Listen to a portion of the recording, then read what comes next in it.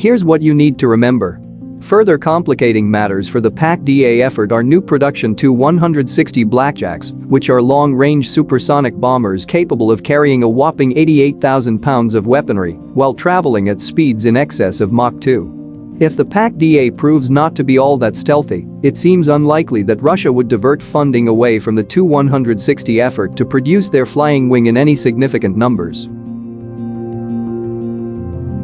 The Russian government recently announced that construction has begun on prototypes for their forthcoming stealth bomber, being developed under the name PAC-DA. That means the field of low observable bombers is promising to be more crowded than ever by the close of the 2020s, with the United States, Russia, and China all planning to field new platforms within the next 9 or so years.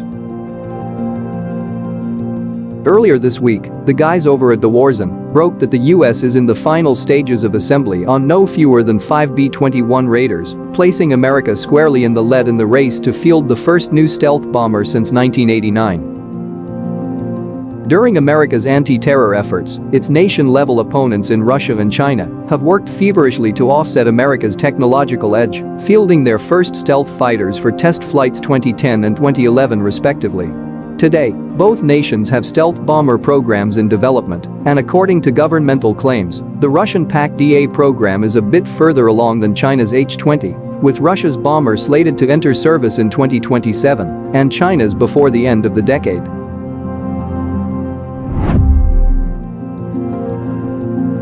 The PAC-DA is intended to serve as a long-range, low-observable strategic bomber for the Russian Air Force, but within the broad definitions of these terms lies a vast spectrum of actual combat capability that won't fully manifest until the aircraft enters service. In other words, analysis of the PAC-DA is limited by the fact that this bomber doesn't really exist yet, and as such, it may be subject to both intentional propaganda and unintentional misconception in open-source outlets.